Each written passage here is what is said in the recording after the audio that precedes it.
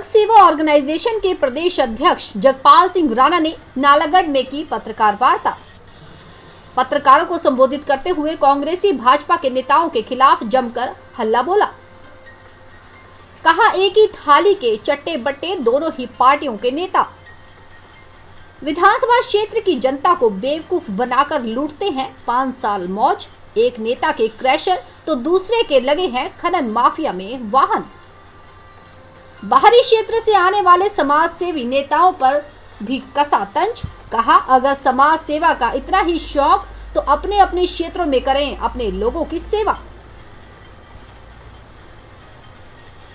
जग सेवा ऑर्गेनाइजेशन के प्रदेशाध्यक्ष जगपाल सिंह राणा ने नालागढ़ के पीडब्ल्यूडी के रेस्ट हाउस में एक पत्रकार वार्ता का आयोजन किया गया। पत्रकार वार्ता से पहले जगपाल सिंह राणा ने अपने समर्थकों के साथ बाजार में एक पैदल मार्च करते हुए दिखाई दिए। पत्रकारों को संबोधित करते हुए जन सेवा ऑर्गेनाइजेशन के प्रदेशाध्यक्ष जगपाल सिंह राणा ने कांग्रेस व भाजपा पार्टी के नेताओं पर जमकर तंज कसा और कहा कि भाजपा और कांग्रेस के नेता एक ही थाली के चट्टे बट्टे हैं। उन्होंने कहा कि खनन माफिया को इस कदर बढ़ावा दिया जा रहा है कि एक ही पार्टी के नेता के क्रैशर हैं तो दूसरी पार्टी के नेता के उस क्रैशर पर अवैध माइनिंग के मामले में माल ढुलाई का काम करते हैं। साथ ही उन्होंने कहा कि कभी इधर तो कभी उधर करके ऐसे यह धोखा गोरख धंधा चला रहे हैं।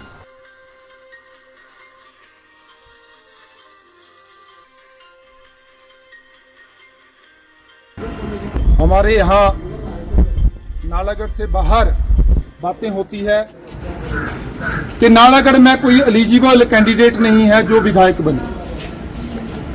मैं नालागढ़ से बाहर से आए लोगों के लिए यही एक मेरा साफ संदेश है कि नालागढ़ में हर गांव में हर इंसान हर शख्स एमएलए के लिए एलिजिबल है, लेकिन कोई ना कोई मजबूरियां हैं, कोई ना कोई कारण है कि वो समय नहीं दे पा रहे, इसलिए वो आगे नहीं आ रहे। अदरवाइज अगर ये बात परमाणु में होती है या बद्दी में होती है कि नालागढ़ में कोई एलिजिबल कैंडिडेट नहीं है, वो लोग मुझे अपना नेता मान रहे हैं, तो कोई नहीं मान रहा नेता, आपको कोई नेता नहीं मान रहा। आप अपना इलाका देख सकते हैं, अपने इलाके के दुख सुख देख सकते हैं। अगर मैं आपके इलाके में आऊं, मैं सैकड़ों परिवार ऐसे ढूंढ दूंगा जो नेताओं को गालियां देते हैं, वहां जाइए, उनकी सेवा कीजिए। मैं जगतपुर का रहने वाला हूं, मैं जगतपुर से चला हूं, अपने पूरे क्षेत्र की नालागढ़ विधानसभा हलके से पूरे जन जन तक पहुंचने की कोशिश कर रहा हूं।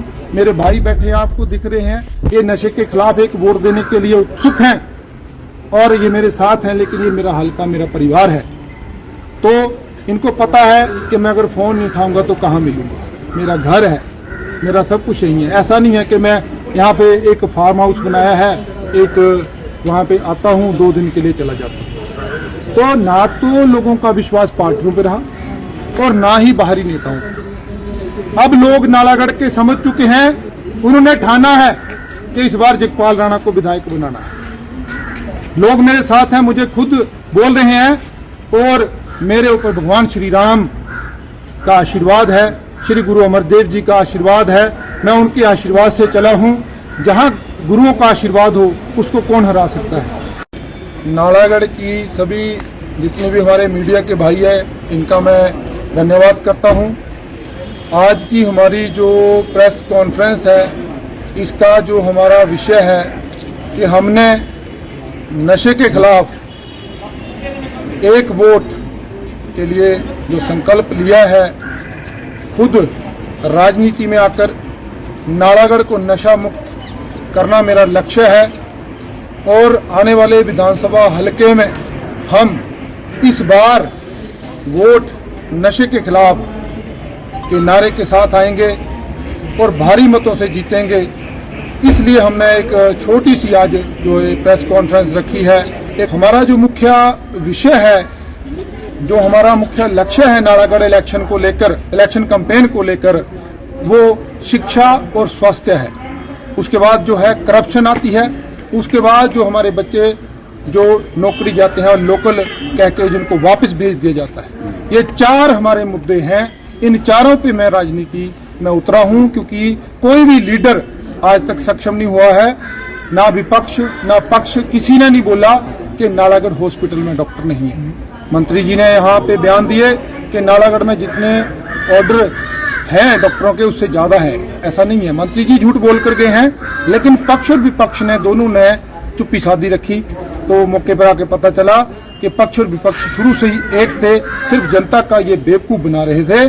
और रही बात शिक्षा की, शिक्षा का स्तर इतना नीचे चला गया है, खेल का स्तर इतना नीचे चला गया है। नालागढ़ ग्राउंड में आप देख सकते हैं, डिग्री कॉलेज का ग्राउंड है, जहां स्टार पैदा होके गए।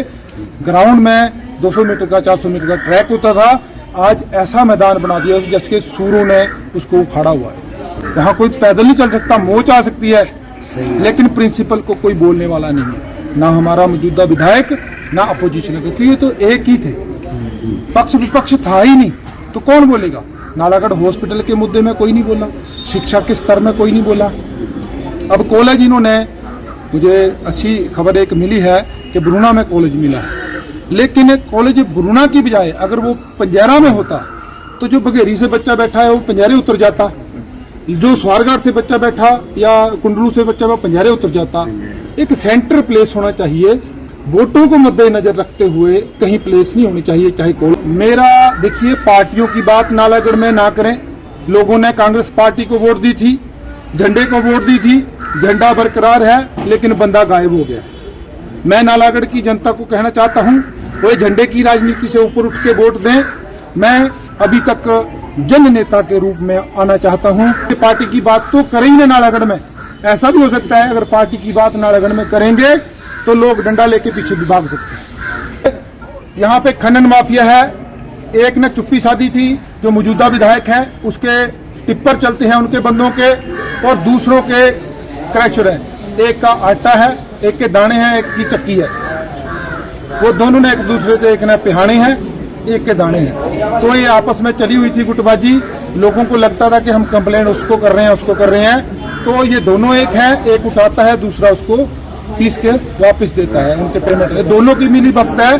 50-50 फुट के खड्डे हो चुके हैं। जिस दिन मैं नालागढ़ का विधायक बन जाऊंगा, आप देखें।